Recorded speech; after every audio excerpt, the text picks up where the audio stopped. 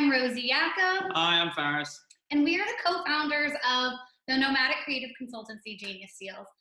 That's me down there, high-fiving that guy there in the salt flats of Bolivia. And below us, which weren't present in reality, were of course our Twitter handles, should you want to communicate or criticize or compliment over the course of this presentation. Preferably the latter two, but we'll accept the former as well.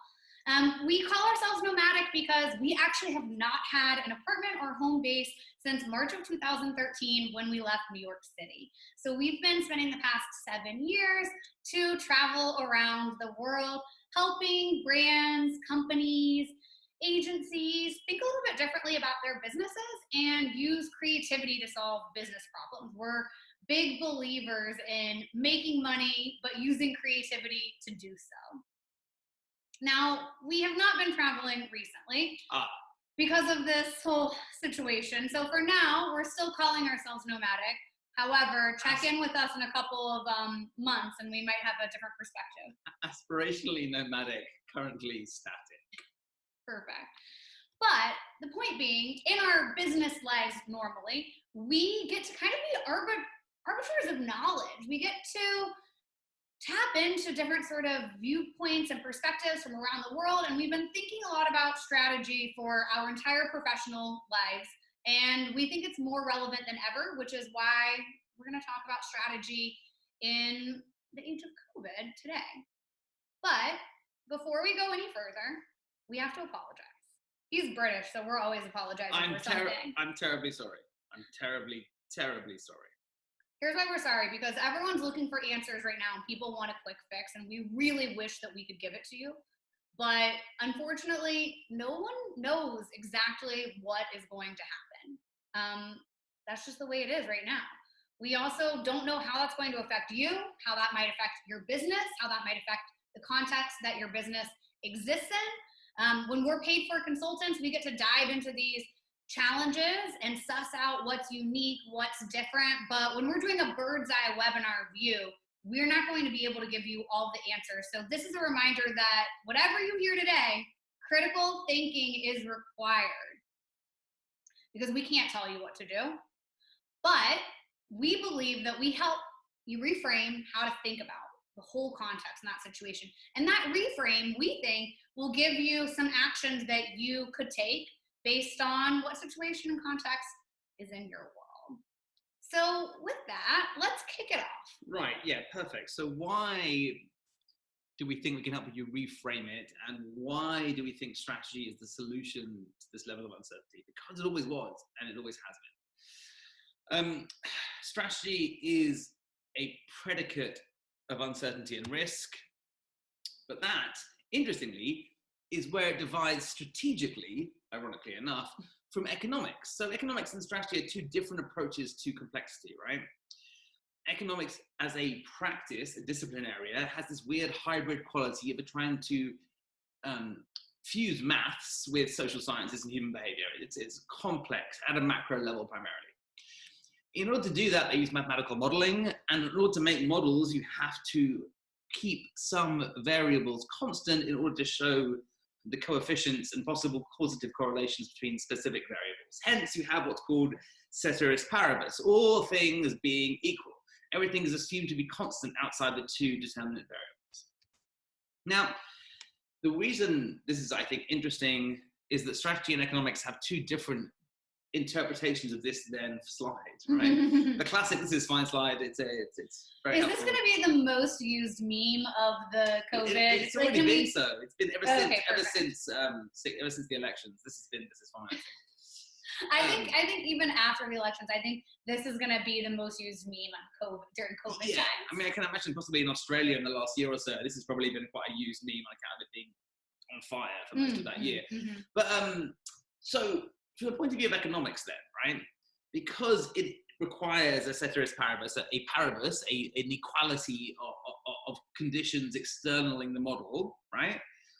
From their point of view, the model says nothing has changed, but obviously the entire world is on fire, and so things have changed. However, the counterpoint to this is that from a strategy point of view, nothing has changed, because strategy incorporates the idea of uncertainty as its reason to exist.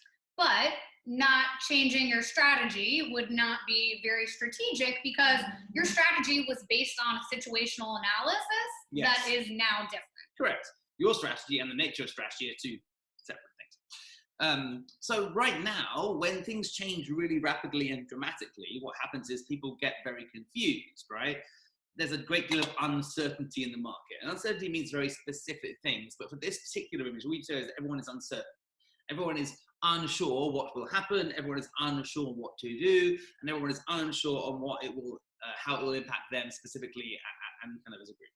Yeah, and when we look at this, I mean, this is economic uncertainty. It's at a global and government level. However, we also know that it's trickling down into the ad industry. Yeah. And the reason we're seeing it everywhere, and including in advertising, media, and marketing as well, is because humans are wired to dislike uncertainty. Our brains want to keep us alive. And so that means having the most information possible, the best ability to predict the future as possible. Right. And uncertain context, that cues our brain to go like, I'm not into this, because that doesn't set us up for success. It's totally right. Like, we evolved a simplistic cause and effect model in our brains on the savannas of, ancient Africa and so forth. Like, this happens, therefore this happens. So we like to make understandings that are linear and cause and effect based, but we operate in complex systems that have non-linear interactions, and those non-linear pieces means that we cannot predict with true certainty what's going to happen. So this guy here, he's even saying, look, the decisions I made 2 days ago are going to have to be revised. So the uncertainty isn't just long term, it's that immediate uncertainty too, which feels a little bit paralyzing. Yes, exactly. But as Faris said and pointed out, strategy takes into account uncertainty. And that's why we're sitting here going like, this is our tool, this is our coping mechanism, right?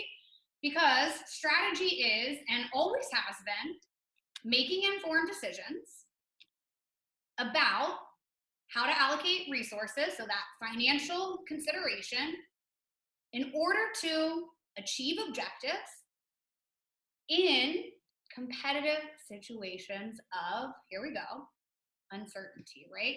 So we want to have the most information as possible so that we can synthesize, so we can make that informed decision. We want that research to lay it out for us, and then we're ultimately making a decision on a fiscal investment because we have objectives and goals that we want to achieve. And strategy basically says not all solutions are equal. We don't want to just throw the dice and see what happens. We have these objectives and we have this specific amount of cash, so we're going to make those decisions on how to allocate that cash.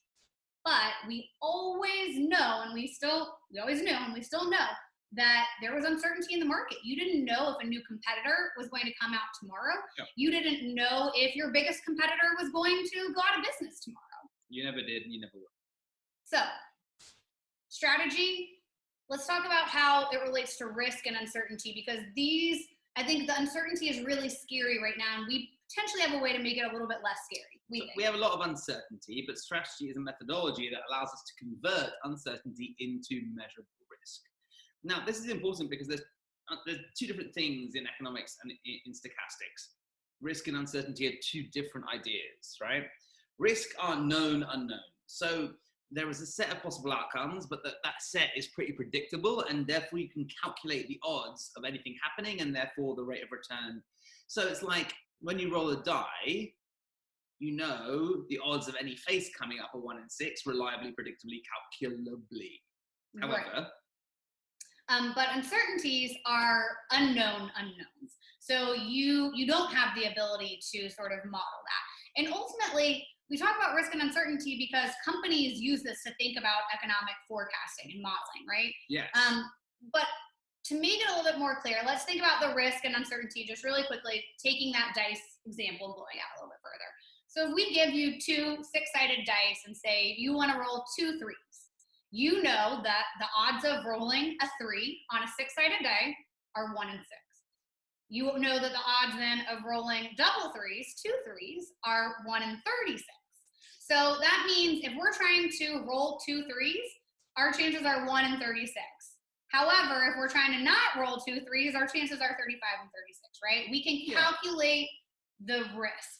And the odds are not good, but odds are not good, depending on what we want to do. But in investment terms or in gambling terms, you're playing poker or dice. If the possible return is significantly disproportionate to the rate of odds of winning, it's a good investment, essentially. But on the other hand, if we said, look, we want you to take a chance, to agree to take a chance, and we're not going to tell you how many dice that you're going to get to roll, but what do you think the odds are of you getting 2 threes? If you entered that scenario, that would be taking a bet on uncertainty, not on risk. Because if I then tell you afterwards, if you accept my bet, and I say afterwards, cool, you've got 2 dice, well, then your odds are not very good of meeting those 3 threes, right? In fact, they're impossible because you only have 2 dice. However, if I give you 100 dice, the odds are much more in your favor. Yeah, and as we'll see, this is an extremely potent and important metaphor for our current times, because the ultimate question companies currently face is, how many rolls more of the dice do they get? Interesting. So strategy then can help turn uncertainty into risk. Yeah. So ever since Nassim Taleb wrote about the Black Swan, he said that large, impossible to predict events will happen with regularity, and no one really understood it, and no one still does. So since then, a lot of people have said, oh, it's a big Black Swan event has just happened. Well, that's not true, if in his terminology at least, because Black Swan events are impossible to predict. This has been both highly predicted and extremely predictable.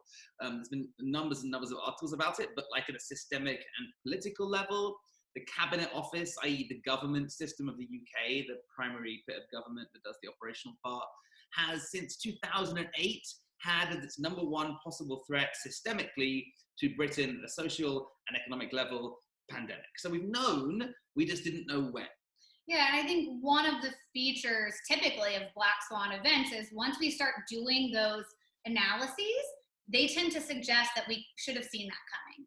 So we know, for example, that California should probably be thinking about investing in stuff to prevent forest fires, right? Or that there's probably another earthquake coming on the West Coast, but we just don't know when, which is why it still feels a little bit scary to us. Correct. And the challenge in an ROI-driven economy is that investing in prophylaxis is extremely hard to prove worked. So if you put loads of money into infrastructure and prevent loads of forest fires, eventually that will produce a null result because nothing happened instead of something happening, and therefore that budget will get cut. It's very hard to do prophylaxis in an ROI economy, especially with short-term investment cycles. Awesome. So let's talk about discounting then, because you and I have been talking about that, how it relates personally, and I would love for you to talk a little bit more about that in the economic term and beyond. When you make plans about the future, you don't know what's going to happen, and so you can't guarantee things will happen the way you think they will. So you do something called discounting. So the way businesses assess the value of an investment is to say, what's the discounted cash flow value of this against the net present cost of capital?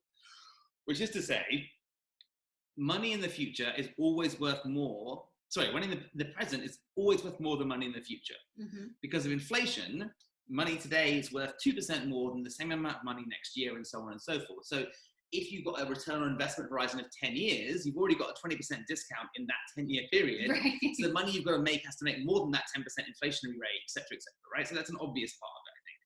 The more variable part, the more subjective part, the more strategic part, if you like, is uncertainty carries risk at a certain degree of confidence. And because there's risk, you have to discount it based on the level of risk you can perceive. Absolutely. So then thinking about how we could update our strategy based on uncertainty, this guy, Hugh Courtney, has put together sort of 4 different models based on what we think we know about the future, right? I say think we know because no one here is, an official, I was going to say Ouija board, but I don't think Ouija boards tell the future. A medium. We're not ironically enough, clairvoyant, perhaps.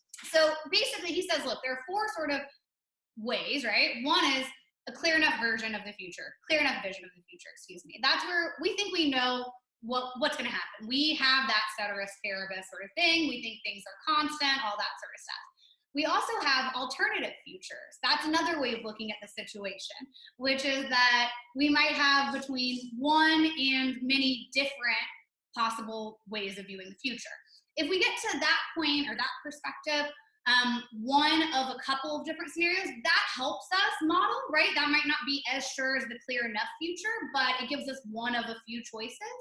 A range of futures means we have many more choices. It could be from all the way from here to all the way from here, and we've got a big sort of thing in the middle, which helps us a little bit because we still have a little bit of an area that we can focus on. Mm-hmm. But the last situation is true ambiguity, and that's when we just really, we don't know. Level 4 ambiguity.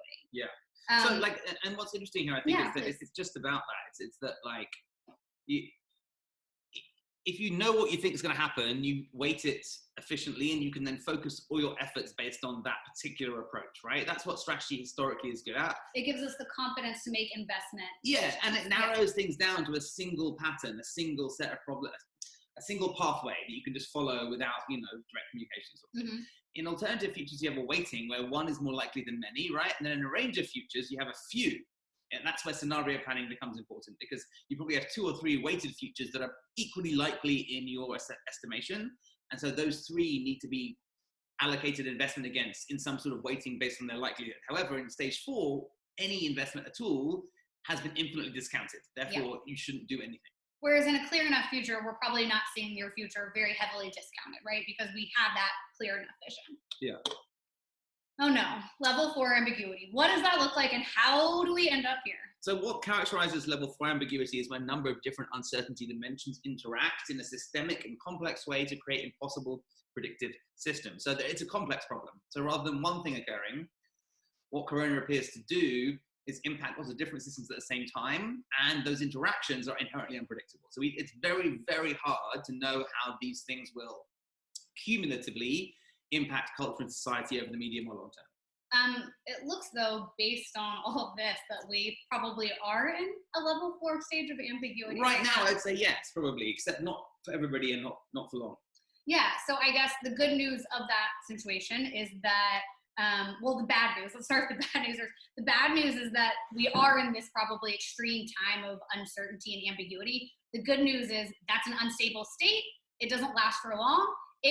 You might be in it right now and still feeling like you're in that sort of center where you could go off in any number of directions, but that likely will change if it hasn't already. For some categories, for some companies, for some individuals, you already have a clear enough version of the future that you can count on. Correct, yeah. So like it's a difference between being like in the metaphors of war, it's the difference being on the battlefield in the fog of war, and then like as a general doing strategy not on the battlefield, adapting to the 2 different cycles of it. So anyway. Okay, so then going back to sort of our strategy vision, we believe that insights are more important than ever.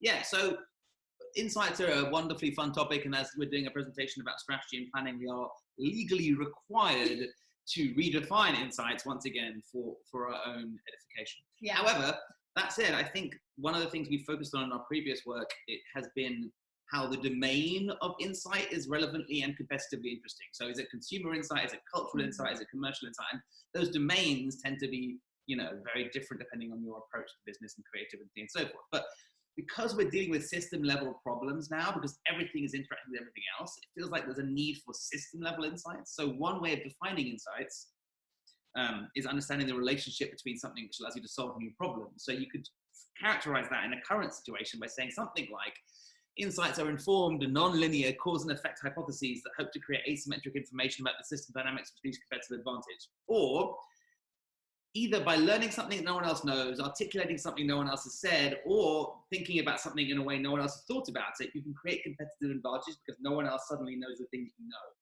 If you will know the thing you know, it's non-competitively useful. Yes, all of that. And I think also then, kind of taking those insights and going, we can also provide our own boundaries that gives us a little bit more of a way forward as well. So insights can help us to understand where we want to set those boundaries, insights and information. So when we think about the scale of this pandemic, we have 2 things that were number 1 and number 2 priorities. We want to know how long it lasts and how intense it is. typically the intensity is going to be measured through financial measures. So that's probably going to be fiscal impact. Duration is going to be length of time. And when you think about length of time, you could also categorize that differently, because you might be thinking, depending on what your brand is, what your category is, what your company is, you might be thinking about the length of time that people are going to be socially distancing. You might be thinking the length of time people are going to be working remotely from home. You might be thinking the length of time for the economic impact. Depending on what is most relevant to you, you ultimately are going to have to use critical thinking, make some decisions about your own point of view. But by doing that, you create your own boundaries, and then that range of futures becomes possible. And even within that, you might be able to go to a clear enough vision for the future because your boundaries have given you enough of a space to make that prediction. Yeah, and that's also how ring fencing of budgets works, essentially, right? You've got a budget this quarter, a budget this year, a budget this decade, not really, but in theory. And that's because you don't want to spend all your money this year, this quarter. That's how you allocate things across bounded horizons of time. So in all the time that we have been dealing with this COVID madness, we've heard a lot of people talk about uncertainty and this fear of the unknown. Again, makes total sense. But we've actually been sitting here thinking, we have more information than we otherwise would in a typical context. Yeah, so there is a lot of uncertainty at the macro, political, long-term level. No one knows. We come to that in a bit, I think. But in the short term, because of the way economies work, a lot of leading indicators that will impact the economy in a month and 3 months' time already exist, and we sort of know what's going to happen, and it's relatively definitive. In fact, I would say it's unequivocal. So here's what we know. An instant economic crisis, but how deep and how long? How deep is your love? Love it. Yeah. We also know that we know these things. That economic spending in the US, 75% of it is driven by consumer spending. So that's going to be a big problem in a recession. Yeah, it's a massively consumer-driven economy, and at least half of that spending is at risk, probably now a lot more than since this quote came out. So we know that consumer spending drives the economy. We also know, as of now, that many Americans have just lost their jobs, and probably quite a lot more will also. And that the level of resilience they have is very limited. So a third of US workers currently operate in a gig economy, lacking the protections of an employee-employer relationship. 20 to 40% of Americans have very limited resources to survive a rainy day or a problem. Rent continues to increase, and essentially a gig economy is designed to be highly flexible, but is not very resilient. And as you can see at the end of this chart, the numbers for unemployment now are not just historic, but beyond anything we've ever encountered ever. I mean, it's remarkable. Yeah, and I think we might have said this too, but right now we're looking at something like 80% of US workers work in service, retail. So in addition to the gig economy, the way that we think about it, we also have a much larger percentage of people who might have employees in healthcare, but are still on the front lines of the service industries, which is going to be really, affected. Yeah, working that exactly. So because of the specific ubiquitous and peculiar dynamics of the COVID situation, we have this weird thing where everybody's at home, basically, the lockdown. Mm-hmm. So lockdown creates very, very stark distortions in standard demand curves. So obvious things, right? And this is from the New York Times, it's quite a good one, but like really obvious things happened immediately, which is that airlines and cinemas and cruises and restaurants and gyms all start to hemorrhage money really, really fast, and demand for those things drops precipitously, almost down to zero in some cases. Anything that involves you leaving your house to spend the money or enjoy the thing you bought, not so much. Anything that involves being inside, more likely. Yeah. And I think to that point too, we're talking about short-term and long-term losers and winners, right? And in terms of short-term winners, we also have the panic buying winners, right? And so someone like a toilet paper, we're not going to necessarily see that as a category have an increased spend throughout the year, because what happened with the panic buying is people are going to realize pretty quickly that this is going to be a longer-term situation. Toilet paper production and shipment and transport is not really threatened by this, at least not that we know of now. So anything like all the frozen vegetables, and again, toilet paper being the most obvious, we might see some short-term boost, but not enough to say that for the rest of the year, you need to put all of your spending in pricing and promotion. It's definitely a transitional period where panic buying will change the dynamics that won't remain for some time. So Disney Plus subscriptions can't keep growing at the rate they've been growing, but they've grown insanely, absurdly fast to 50 million plus in less than 2 months, which is remarkable considering Netflix has 156 million globally in 10, 15 years. It's insane. McKinsey has looked at a number of different possible scenarios in terms of the economic impact. It's worth diving into their modeling just so that you have an idea too of what economists and people in different business and financial sectors are thinking about this. At least it was helpful to me to be able to frame my thinking in that way. The question about recessions is ultimately what shape will it be? That's the question that most. So to that, I want to ask, what is similar about all of these models? And I'm imagining that we're in a giant auditorium that's beautiful. There are like plants everywhere, and I'm calling on someone in the front row, and they're weighing in, and maybe they tell me what I keep hearing, which is that they're U-shaped or W-shaped or V-shaped, which takes into account 8 of the 9 models, but does not take into account your bottom left model. So no, that is not what's similar about all these models. What is similar about all these models is that massive downtick at the start. Yes. What was previously uncertain has, thanks to economic indicators that are very leading, as we know, become extremely certain. Yeah. We know for the next quarter at least almost exactly what's going to happen, just not the scale of how bad it will be. And we're not saying this to bring doom and gloom into the picture. I'm sure you have plenty of that in your life. We're saying this because it actually makes our lives better in one small sense to have that level of certainty, at least when it comes to strategic planning. Totally. So instead of looking at this, deep dive as a potential downfall, maybe reframe it to be, it gives you a little bit more information about the short-term context, and that could actually help you make some pretty key decisions, especially financially. We have long-term uncertainty, but short-term much more certainty than we had before. That's the thing that's weird about these sort of situations, I think. So in lovely Jamie Dimon's letter to his shareholders of JP Morgan Chase earlier this week, he said 2 things which are both right and directly contradictory, and the substance of this presentation to some degree. Jamie said, we do not know how this crisis will ultimately end, including how long it will last, how much economic damage it will do, or how fast or slow the recovery will be. Yes, that's what we've been saying. Correct. Those things are true. We do not know that. We cannot know that. But he follows up and he says in the same thing, same call, shareholder report. We don't know exactly what the future will hold, but at a minimum, we assume that it will include a bad recession combined with some kind of financial stress similar to the global financial crisis of 2008. Yeah. So he gives us a lot of information in the whole not knowing perspective. It feels like potentially we don't know more, but actually this is a pretty clear indicator of what we can ultimately expect. No, immediately, very much yes. Yeah. So coming back then to, at the start, we put on the screen some confessions of this chief media officer.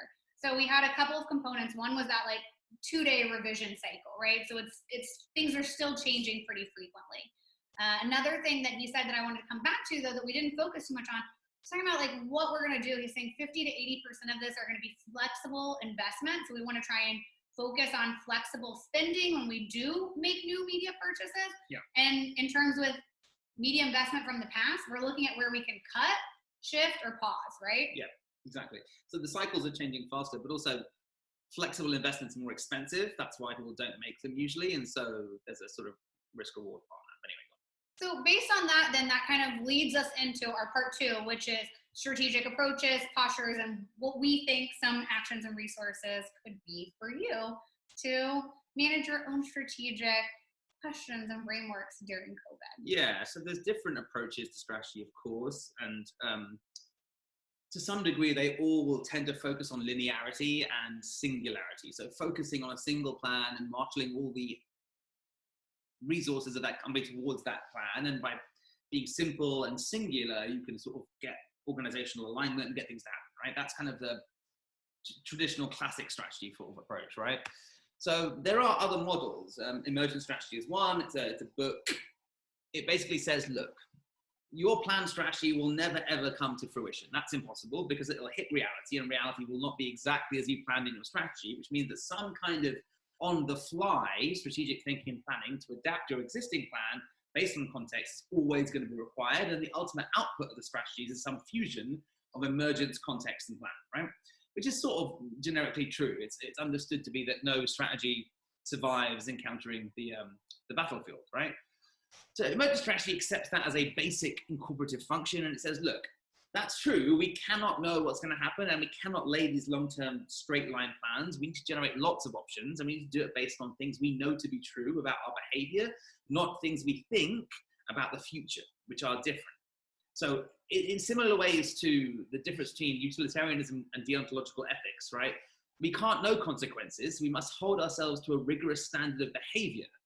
Otherwise, all bets are off and it's just being random, right? So in emergent strategy, the principle is small is good. It's a fractal understanding. The small things become big things and big things become small things. Change is constant, inevitable, always happening, and ceteris paribus is a nonsense, basically. Be like the water is a Bruce Lee line, which basically means infinitely malleable to the shape, you know? No failures, only lessons. So keep that in mind too. This doesn't have to be a time period of failing. This can be a time period of lessons learned to apply to your next job, role, company, existence. Reincarnation, yeah. Reincarnation, yeah. What are you coming back as, babe? Giraffe, maybe. Yeah, I think a pink flamingo. We both picked tall things. So. Yeah. So the other model, strategic framework that we wanted to bring up is the UDA model. So emergent strategy is a reaction to complexities in the situation, but also to a linear model that is maybe doesn't make as much sense. And UDA actually is not linear either because it incorporates feedback loops. So UDA you might be familiar with as a quick breakdown stands for observe, orient, decide, and act. Now you'll see on our picture here, there are a number of different loops. Those feedback loops allow you to get input and to revise the decision or the action that you have made. Mm-hmm. And they can happen at every step. So observe, we're starting by getting that information, synthesizing, we're orienting based on our own priorities, the competitive space, we're making a decision, and then we're performing an action, if you will. Yeah. But again, at each step, we might make a decision, and then there might be a feedback loop where we get other stakeholders' inputs. And we might say, you know what, actually, we made that decision. We got a little bit more feedback. We're going back to the observe, orient. We have a new decision. Okay, now we're putting that into action. Put into action. Let's see how that manifests and what sorts of feedback we get there. Yeah. Now, one thing that is especially relevant is that these sorts of feedback loops actually work really well in these fast-paced, uncertain environments because you're going to get a lot more feedback than you otherwise would, all things remaining equal, right? All things remaining equal means typically we already know what works and what happens and that sort of thing. You have a lot more opportunities to learn. And right now, digital spending, digital development is continuously on the rise, right? We're seeing stuff like out of home and TV might not be as relevant in the medium and long term, whereas digital most certainly is. And that's a great thing about digital is that you can constantly incorporate those feedback loops and make those quick decisions and revisions. They don't have to take an entire production cycle or quarter to make an impact. And last thing on the front, which is just that these don't have to be massive pieces of feedback that then have a new massive decision attached to them. Think small, right? You could get one tiny piece of feedback that causes you to adjust something else, and that in turn gives you a new perspective. So don't be scared with implementing changes from small pieces of feedback. Yeah, the iterative nature of the UDA is really good. It's designed for non-stable situations, so there's an assumption built into it that the situation will never remain stable, even for brief moments of time. One of the things to think about, though, is that because it's specifically military strategy, that the action part is designed to do what's specifically called, it's designed to get in the opponent's OODA loop, which is if you can act faster than their decision-making apparatus works, you change the context in which they have to make decisions faster than they can make them, which means they can't do anything. They're paralyzed by unable to decide, right? So that's part of the point of it, which is to act faster and destabilize the environment. So it is a really good responsive framework, but it also incorporates the idea, importantly, that everything you do by its nature changes the environment in which you made the decision originally. Yep. And therefore you should make new decisions because you did it. Exactly. Okay, so the next normal. I'm so very, very tired of people saying the new normal. I've been tired of it since the Silicon Valley days. He's tired of that. I'm tired of all the recipe quarantine emails. So, we all have our things that we're tired of. So the new normal, the next normal, the new never next normal, Normanism. Like things return to periods of stability. Historically speaking, that has been the case. We tend to be able to rely on that. What that will look like is very difficult to understand. And the question right now is, because we're going through systemic changes that are really quite radical, the opportunity for doing something very different suddenly emerges. So when you return to stability, whatever you think normal might be, as arbitrary as that might be, right? It's worth thinking about, never mind, not that. Okay, don't worry, I thought it was next, don't worry. Okay, so the next new normal, long-term, short-term, I think one thing that we have been focusing on here, we've talked so far about short and medium term and a little bit of long-term, and we've had some questions, will there be long-term behavioral impact? Well, we're making a prediction and a guess, and our guess is as good as yours, but historically what we see is in times of something like the Great Depression, for an event to have an extreme impact on an individual, the intensity needs to be high, their duration needs to be long, and typically, in most instances, there is some sort of personal trauma that's associated with it. Yes. Now, we could have plenty of personal traumas in a time of pandemic, between death of family members, being furloughed, job loss, all that sort of stuff. This is actually a picture from an exhibit that Faris and I got to go see. And this woman, or the artist's mom, survived through the Cultural Revolution in China, and she had that tiny little frame as her house, and every single things organized neatly, was in that tiny house. Yeah, so she went through a period of extreme and radical societal change, massive deprivation, a number of natural disasters around the same time, and then her husband died or her dad died or something like that. Those two things anchored and affected her behavior forever. And I think people that live through depressions, like a decade-long economic cycle like this, there is impact in the long term. I think the idea that recessions change behavior is childish, because a 3-month thing, no matter what that thing is, will not change mass human behavior when we operate on evolutionary timescales. Mass human behavior, but a lot of individuals' lives will be changed. But that's irrelevant to us who work in marketing. Okay, so pandemic response. There are lots of charts on what this might look like, but we wanted to put this in because we're going to shift a little bit. We want to talk a little bit about you as an individual as well, because you cannot help clients, companies, your other partners, your family, unless you're helping yourself. So it's the oxygen mask on the airline thing. Help yourself before you help a friend, right? And we're going through a psychological cycle, which has been mapped out before, and to some degree a grief cycle as well. So it feels a lot like grief, at least to me, right? We have that stage 1 of the denial, like this can't be that big of a deal.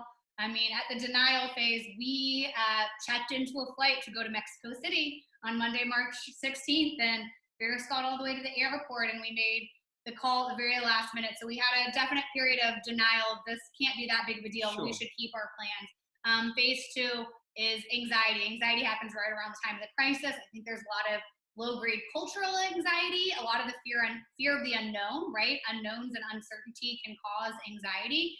And we have that crisis that sits right here, right now. It's like everything's blowing up. We feel a lot of emotions, but it's impossible to maintain anxiety for any long periods of time without losing your shit, basically. So it just burns you out emotionally and culturally. So eventually adjustment has to begin to occur, or mental honesty.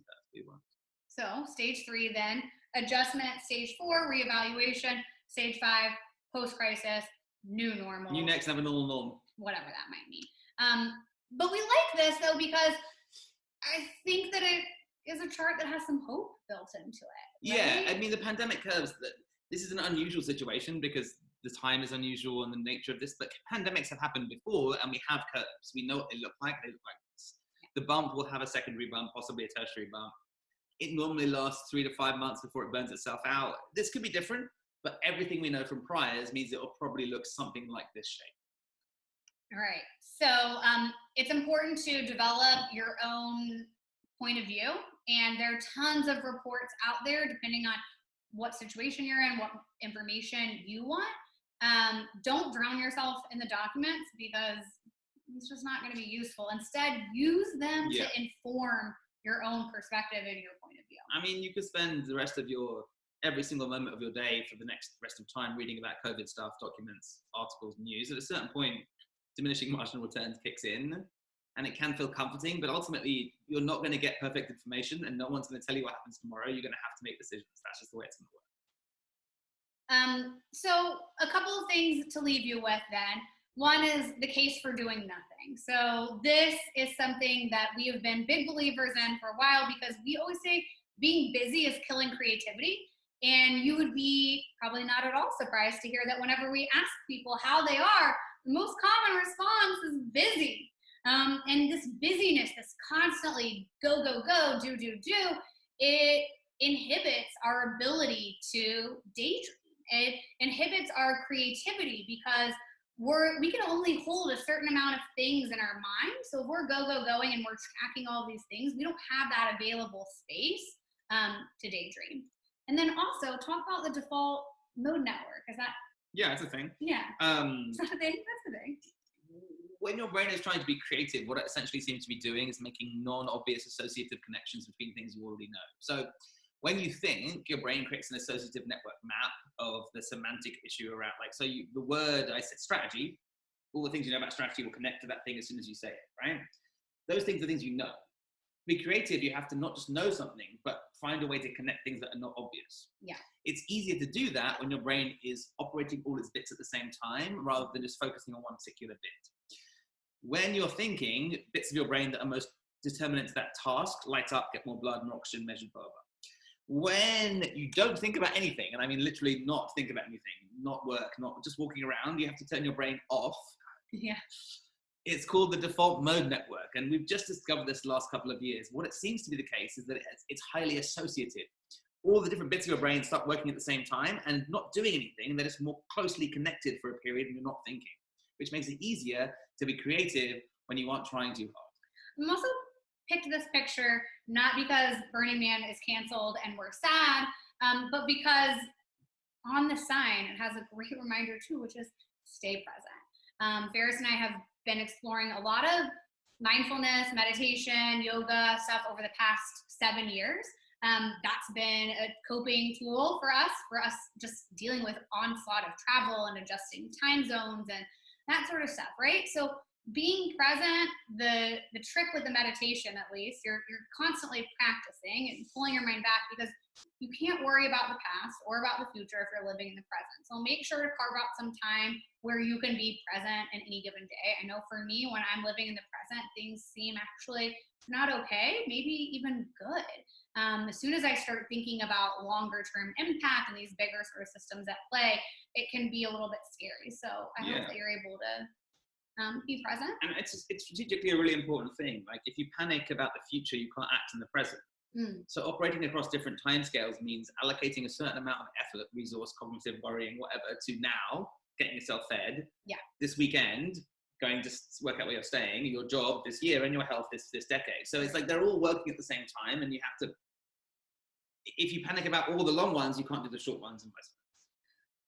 Love this quote, your mind's not a cage, it's a garden, it requires cultivating. I would also add, just like, remember that poison kills gardens too, so think about what you're consuming.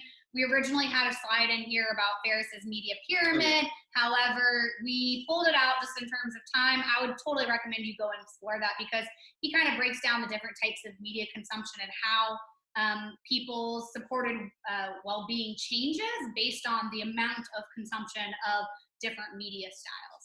I love this quote. I also love the Kindle one, which is good. The reason the Kindle is called Kindle is because the mind is not a library to be stocked, it's a fire to be kindled. Yeah.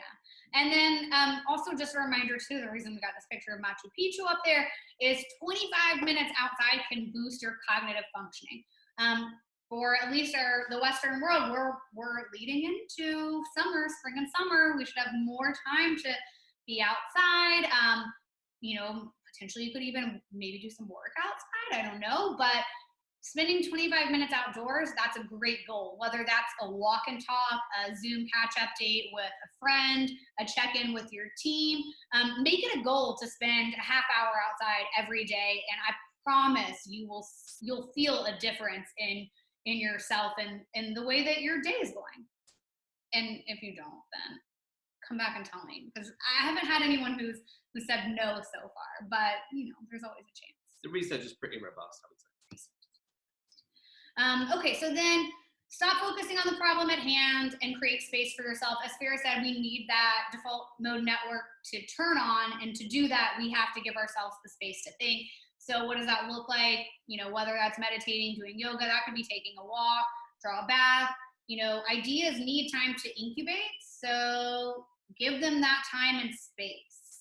Use a little bit of time to reflect instead of to just act. Remember, we have to observe and orient before we make our decision or our action, if we believe in. Yeah, and it can be very hard to make space if your brain is prone to anxiety or anything like that. It will begin to sort of take over different bits of your head. So you've got to find mechanisms to carve out bits of your head. You can't focus on everything because you can't do anything. So you have to sort of pretend the universe doesn't exist and have a bath. Yeah. And don't be a prisoner of your own preferences. So we talk about this a lot, and typically the example I use is about the time that we went to Bulgaria and ate horse. But I want to use a little bit different example, because I think that this time to reflect and of figuring out our new types of behavior does give us a good opportunity to perhaps change our mind, which is really hard to do because the ego is super powerful. And once we get something in our head that we like it and this is the way it is, we have a really hard time veering from that. Yeah, it's really true. I think our personality creates the illusion of consistency, which creates the possibility of hypocrisy. It's like, if I don't agree with myself before, I'm a hypocrite. So I can't ever change my mind, which is a terrible way to think about reason and culture and your own personal development. I have a lot of conversations with myself inside my head. Apparently a lot of people do, but some people don't. That's a thing. We learned about that this year. No internal monologue. I think you can negotiate with yourself. You kind of have to, you got to get to know yourself and how you're motivated and all that sort of stuff. But I'm going to give you an example with yoga, because I have loved the community aspect of yoga and going to classes in different cities and countries around the world. It's been really great. I decided that I was going to do the Zoom yoga thing because our to-do list was a lot shorter when you take off a lot of speaking gig bookings that are canceled or indefinitely postponed. So I did the Zoom thing, and I got to say, day one afterwards, I felt so much better. But the entire time I had this running narrative of how it wasn't as good as an in-person class. Second day, I thought, well, armed with the knowledge that I felt so much better after doing the yoga, I will be able to go through class and not have this string of negativity racing through my mind. Not the case. Day two, I just had that same running commentary on how and why the Zoom experience is poor user experience, doesn't work, is unparalleled the in-person experience is unparalleled. And then I just knew I needed an attitude adjustment. My mom has always said you can't control the situation, you can only control how you react to it. And we talked a lot about attitude adjustments growing up. So I decided that I was going to like the Zoom yoga, and I needed to figure out a way. My strategic planner in me needed to convince myself what is going to be the way that I like this Zoom yoga. And the way that I was able to reframe it in my mind was thinking about it like soy milk. If you think of soy milk as a substitute for cow's milk, inevitably you're going to be disappointed. It sucks compared to real milk. Real milk is so creamy and delicious, and I don't want soy milk as an alternative. However, if you think of just a grande soy chai from Starbucks as its own drink and not as a substitute to your regular chai with normal milk, a grande soy chai can be delicious in and of itself.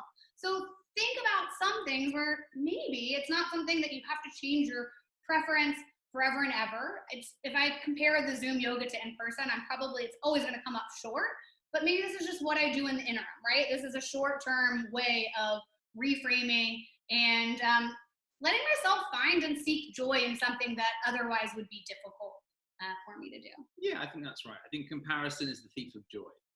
Oh yeah, well, there was a rhyme one too. Comparison. I can't remember that one was. Yeah. We'll get back. Comparison. Depressing.